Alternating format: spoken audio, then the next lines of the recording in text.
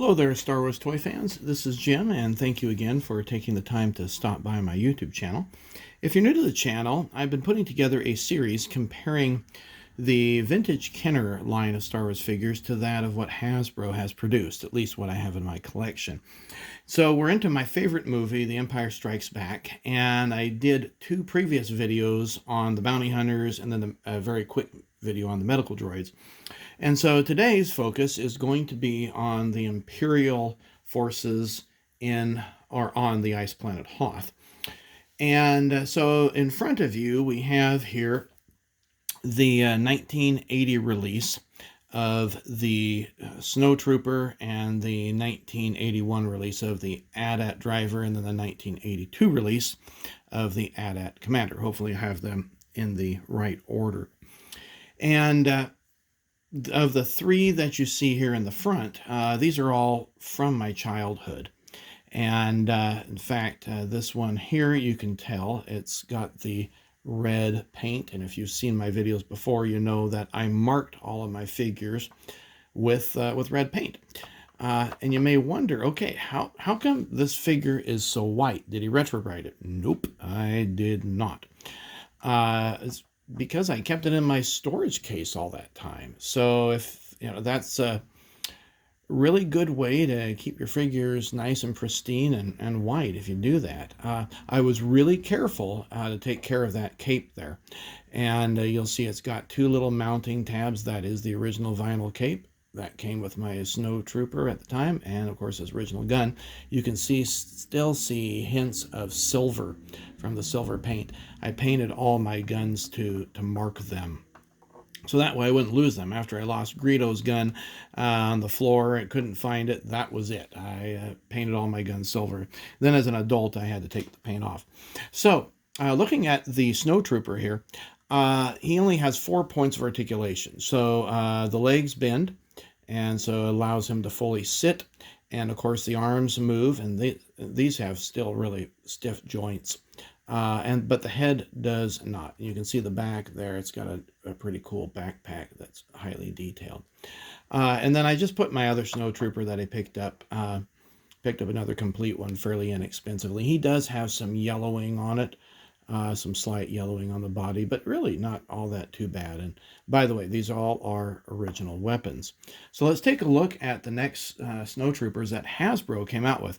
Now, doing my research on JediBusiness.com, there were 12 total releases of Snowtroopers, and some duplicated themselves. I only have 3 different versions here, and the first one came out in 1997. Let's see if I can get him off the peg here. And this is part of the Power of the Force 2 line, and he came with the E-Web heavy repeating blaster. And so with this one, we have 5 points of articulation, so the head does not turn. The arms move up and down to grip the blaster. The waist, it does swivel. He has a cape here that is not removable, and you'll see that the knees are bent. They're fixed, they don't bend, but he does bend at the hips there. The backpack, I believe, is nope, it's not. Maybe it's removable, but it's got a peg that sticks it in there. The heavy repeating blaster, now we'll move those guys back just a bit, is right here. And you press this little tab, and it shoots off the missile. So, well, like so, fairly big missile. It's kind of a cool little piece. It's got several points of assembly. So you have this top part in which you can store the hose, and the hose is removable. It's got a little pin that shoves in there. And then it mounts underneath here. Each one of the legs can pop off, so you can pull it off right here like so. And the gun can be totally disassembled, so you just simply pry that apart. And if you want to store it, then you can. So there we go. You can see those little notches for the peg holes there. So it's if you're setting up if you're setting up a Hoth battle, it's really quite cool. I'm going to pause this for just a bit, reassemble it. So there you have it. And so you can see how he grips that. Fortunately, Hasbro made this out of hard plastic, and so it's very easy to slip into the hands. It just pops right in. I think it looks pretty good myself. And this is very similar to the one that came out by Kenner, and that's one of the Hoth accessories that they had back in the day. Now, the same year, 1997, we also saw the release of the Power of the Force to Snowtrooper, and very similar to the other one.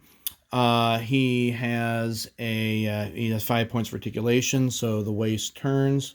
The backpack does come off in this case. There you can see the hole. They've got kind of an hexagonal shape there to hold it into place, similar to the feet. Arms move up and down, and the legs move to fully sitting position. However, the cape is inflexible. So good luck getting him to sit unless he's in a chair. And he does come with that blaster, which is far different than the blaster that we came with the Kenner version. So this is more like what you would have with the Imperial Snowtrooper. Now, you'll see back here, I've got another one, and I picked this up at a local store, kind of like an antique store, but they also deal with toys. And it's got a fabric cape. Now, I believe this is a customization, but it looks totally authentic. They used hot glue to mount it to the pads here. I guess maybe holsters is a better term. And so this guy can fully sit here. There you go. So that's really awesome. I love this custom. I've done some research on the web, and it looks like exactly the same as this, and as near as I can find, Hasbro did not produce one with a flexible cape, but it totally matches. It's really, really nicely done. And so I've just kept it in my collection. When I do a Hoth battle, then we have that guy come in. So the last one, Hoth Snowtrooper, was produced in 2014, and this is part of the SAGA collection. And he has very limited movement, so we'll back these guys up here just a bit. You can see he's smaller proportion than, say, the 1997 release. And the hood does not move, the waist does not turn. However, the legs do fully sit, so you can see that the cape is associated with the legs themselves. He's got a much smaller blaster, and the backpack is also removable. However, we have the hexagonal hole there as well. So again, it's a nice figure. I like it, but kind of doesn't match the whole stature of the other guys. So you can see here that back to back, even the Kenner version is a little bit taller. So my question is, okay, if we were in the military, would they have a certain height requirement for snowtroopers? I don't know. But he is so much shorter than the others that kind of makes you wonder if it's, would they have accepted guys that height?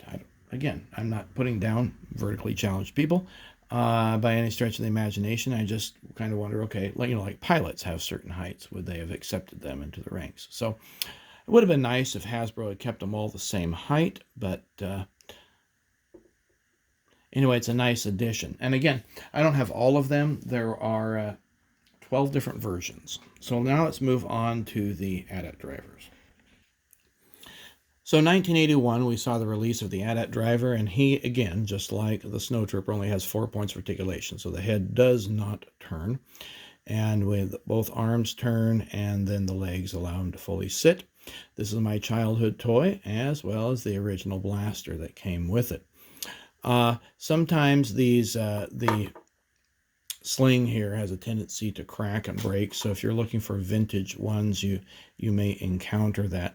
And this was a nicely sculpted piece. We'll take a look there.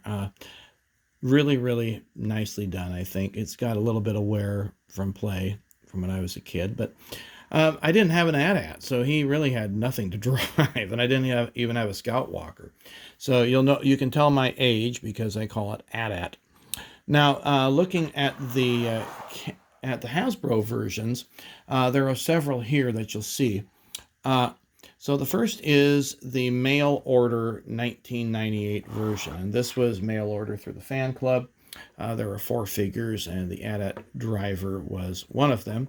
And here is the blaster that he came with. Also, and the year earlier, now if I can get him to stand, that would be really nice. Year earlier, maybe I need an action figure stand. They had the AT-AT driver that came with the AT-AT itself, the 1997 AT-AT. So let's move the backdrop away just a bit, and you'll notice back to back, the 1998 version is slightly shorter than the 1997 version that came with the AT-AT. Otherwise, I would say they're entirely similar. Now, this has 6 points of articulation, so the head does turn on the AT-AT version. The arms move. He can fully sit, so he can sit in the AT-AT, and the waist turns. Likewise, this fan club exclusive, the head also turns minimally, and the arms move, and he can sit. Now, this one did come with what I call the Stormtrooper blaster. The one that came with the AT-AT did not. Now, moving now to 2004, I believe, and this is part of the SAGA collection. And this is the AT-AT driver that came with him. It's called the Battle of Hoth. Now, I'm going to make a comment here that some of you may disagree with, and that's okay. We're all entitled to our opinions.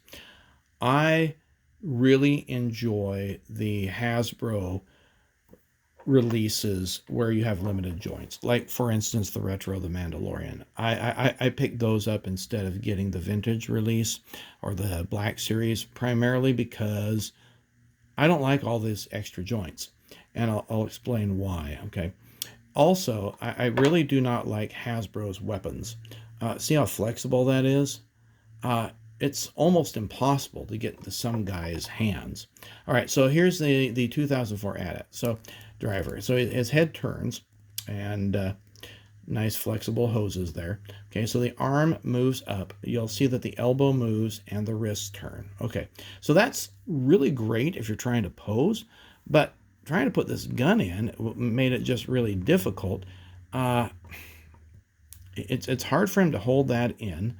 It would have been nice. Again, you can just see, and maybe that's because I'm fumble fingers.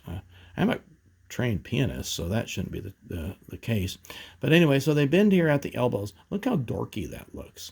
I mean, it's just not natural. You can totally bend it all the way back too.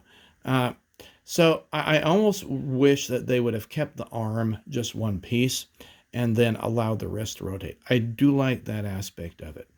Now he does rotate kind of down here, but I think that's not moving on mine. And then the legs do lift or sit up. The knees do turn. Okay. And that's nice. They're nice stiff joints, but sometimes, with these Hasbro figures, they get just so many joints in them that they develop a looseness really, really fast. And even the figures that I played with, I mean, I wish you could hold it in your arm, but this is stiff. And I played with this as a kid. I guarantee I got this probably in 1980 and played with it at least into 1983. And this already is loose. So I guess just a matter of opinion here, but I would rather see less articulation joints than more. Now we'll get into the AT-AT Commander. By the way, there were, to my knowledge, 8 different releases of the AT-AT driver done by Hasbro, and I only have 3 of them. So looking at the AT-AT Commander, Hasbro only produced 2 of them, and Kenner only produced 1. This was 1982, so this came fairly late. You'll notice that he's got just a regular blaster. Again, this is an original blaster from my childhood. And this was the same blaster that they gave Lando Calrissian and the Bespin Guards, as well as the Hoth Rebel Soldier.